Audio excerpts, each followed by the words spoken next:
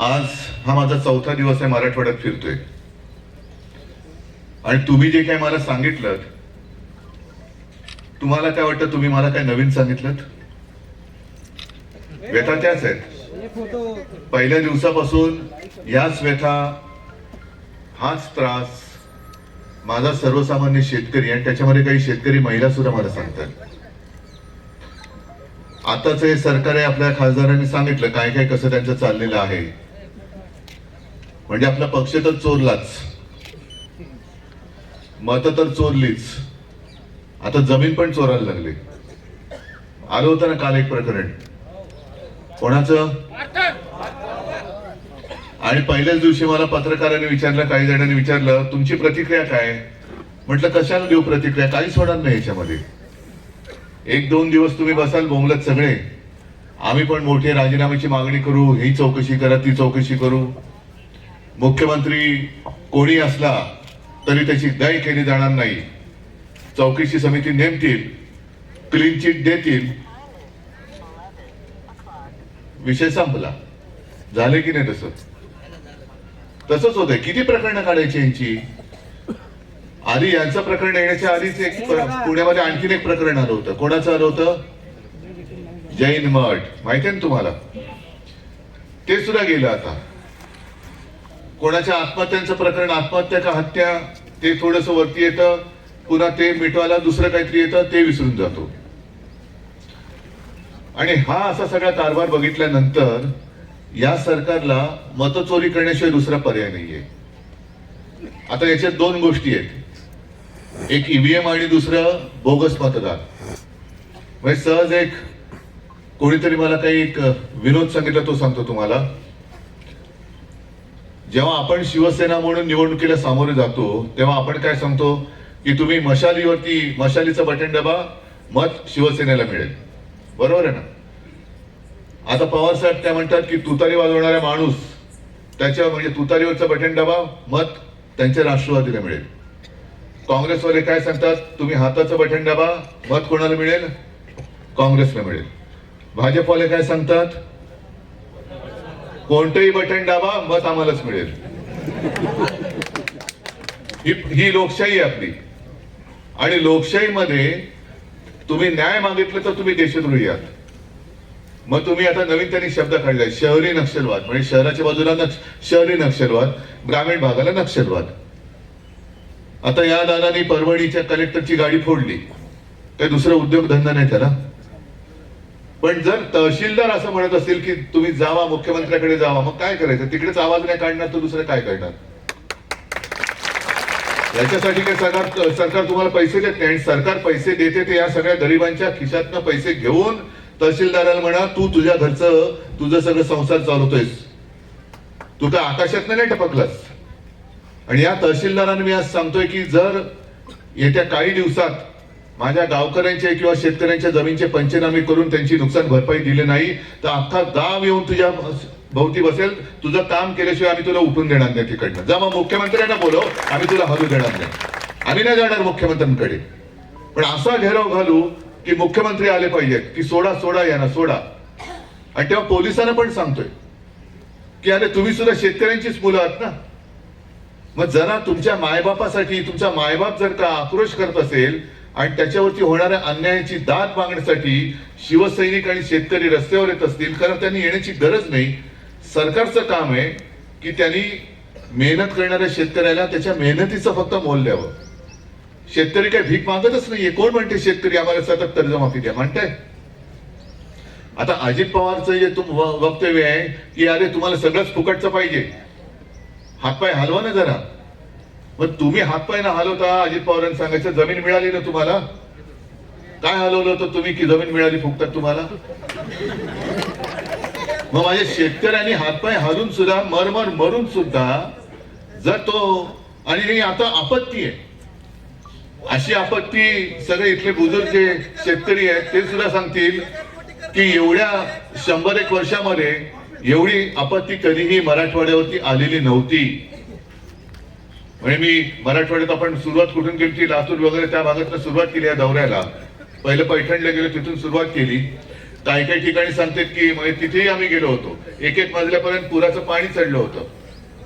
नदीतनं पाण्याचे लोट जे आले सगळं उद्ध्वस्त करून घेऊन गेले. जमीन खरडून गेली, विजेचे खांब पडले, काही घरं वाहून गेली, घरादारातले सगळी भांडीकुंडी वाहून गेली, गुरढोरं वाहून गेली, शेळ्या मेंढ्या वाहून गेल्या, म्हणजे आयुष्य वाहून गेलं सगळं. आणि अशा वेळेला जर का शेतकऱ्याला आधार देण्यासाठी कर्जमुक्ती नाही केली तर मग कधी करायची कर्जमुक्ती? आज येताना मी आता बातमी वाचली, आपले कृषी मंत्री कोण माहितीत का रे तुम्हाला?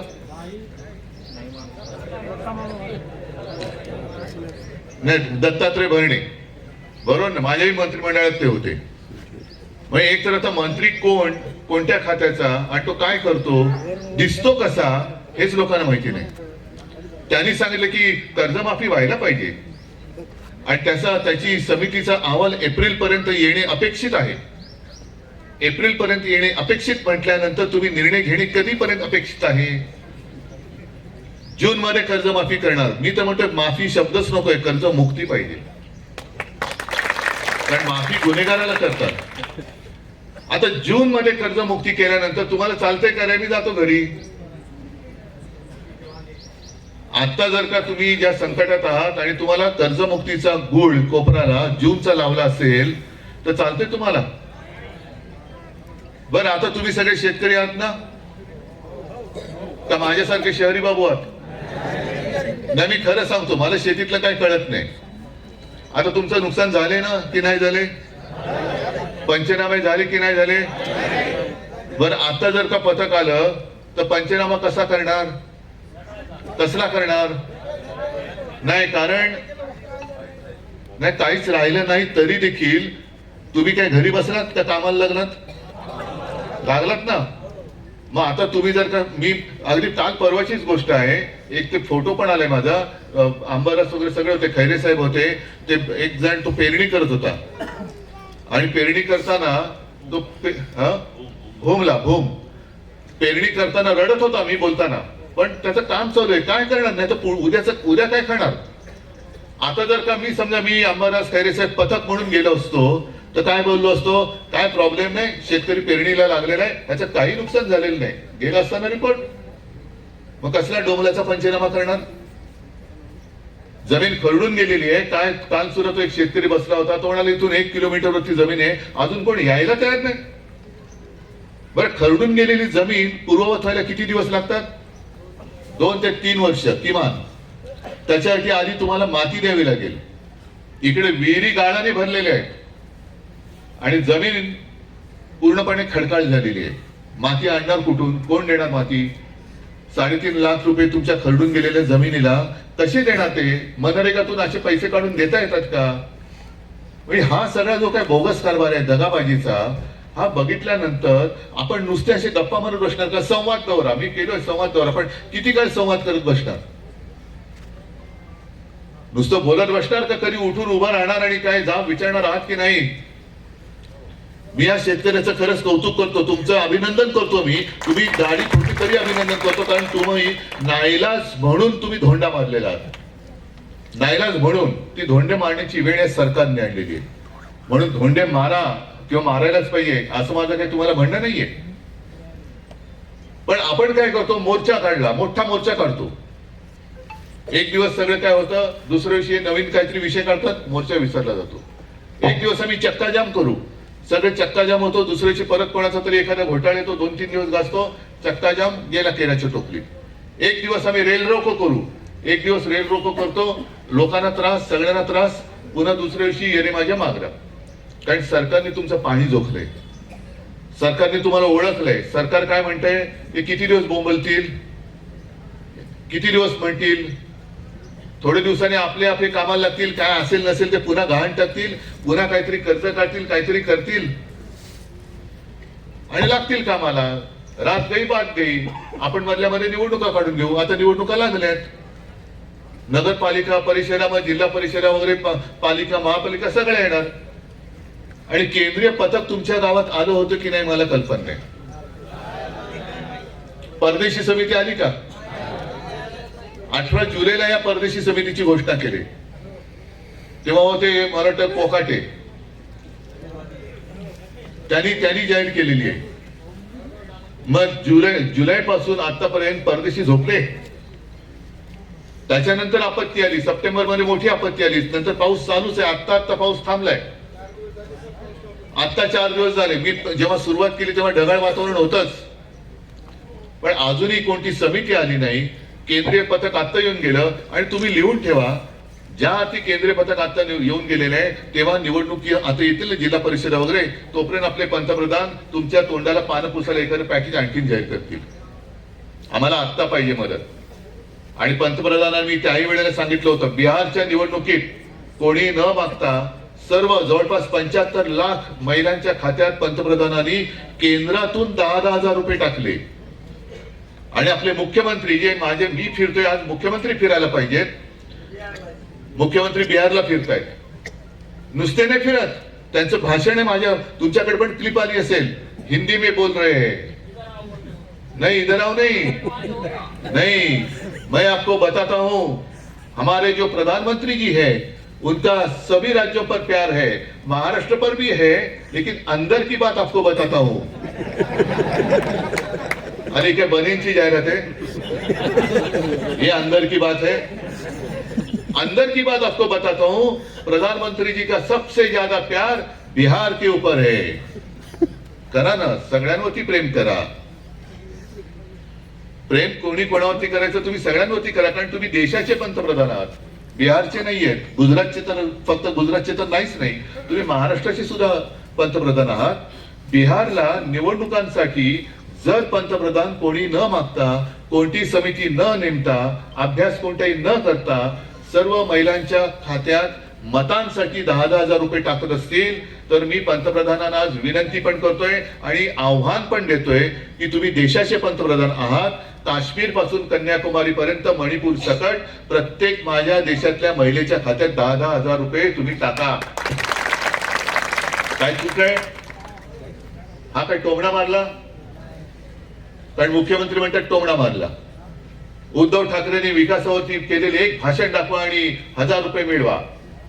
मी परवाही त्यांना कुठलं गाव, त्या गावामध्ये जे पाणी वगैरे चढलं होतं ना, तिथे सिरसाव, त्या गावात त्यांना आव्हान दिलं. मी त्यांना म्हटलं आज मी सिरसाव गावातच राहतो, तसं आता मी तुमच्या गावात राहायला तयार आहे. आणि मुख्यमंत्र्यांनी इकडे हेलिकॉप्टरने यावं. फक्त अट एक आहे, मुख्य रस्त्यापासून इथपर्यंत गाडीत नाही यायचं आणि किती हाडे शिल्लक राहतात ते दाखवायचं. मग विकासावरती बोला. आज शेतकरी पूर्ण जमीन खरडून गेलेली आहे. खरडून गेलेल्या शेतकऱ्यासमोर मी जाऊन काय सांगू? तुझ्या उरावर मी आता शक्तीपीठ महामार्ग नेतोय हे सांगू हा विकास? आणि शक्तीपीठ महामार्ग इथे त्याचा तेवढा प्रभाव नसेल. काल होतो तिकडे होता, शेतकऱ्यांच्या सुपीक जमिनी पण त्याच्यात जाणार आहेत आणि मागणीच कोणाची नाहीये. पण काल राहुल तुम्ही जे सांगितलं तर बरोबर आहे. शक्तीपीठ महामार्गाला सिमेंट किती लागणार? 12 कोटी बॅग. हा आत्ताचा पहिलं प्राथमिक अंदाज. आता त्याचा नारळ फोडतानाचा खर्च किती आहे? 86,000 कोटी. आता हे सिमेंट कोणाचं वापरणार? मग तुम्हाला कळेल की कोणासाठी हा मार्ग आहे, विकास कोणाचा होतोय. कोणाचं सिमेंट? अदानी.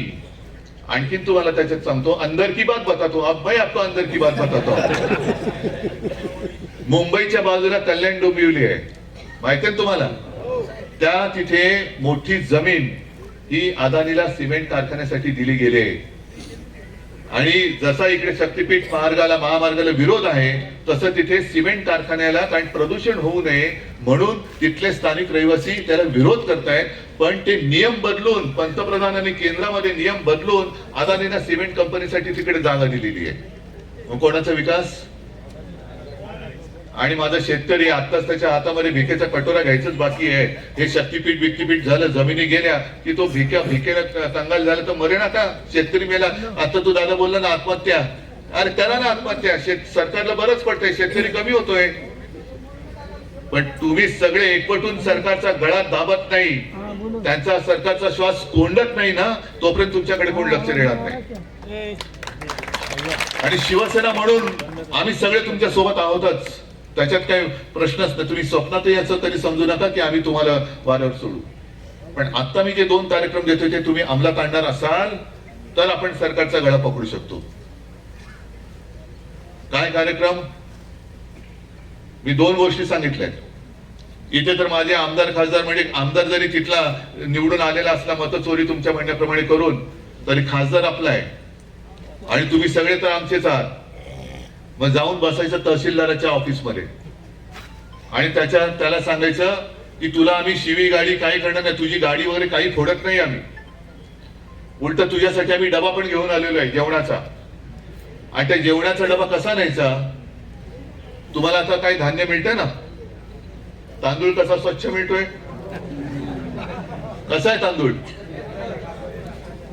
अरे अन्नदात्याला आता अन्न वाटलं जातंय. गहू कसा मिळतोय? सडका, तांदळामध्ये किडे, त्याच्यानंतर हायब्रिड.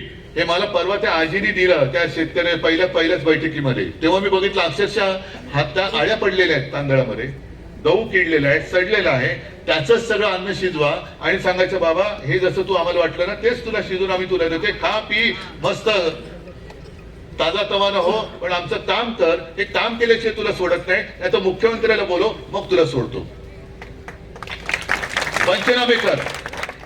आणि ज्यांचे पंचनामे केले, आमची तर मागणी आहे पूर्ण कर्जमुक्ती झालीच पाहिजे. शेतकऱ्याला हेक्टरी 50,000 रुपये मिळालेच पाहिजेत. पण ते देईपर्यंत कर्जमुक्ती तर करायला लावायचीच.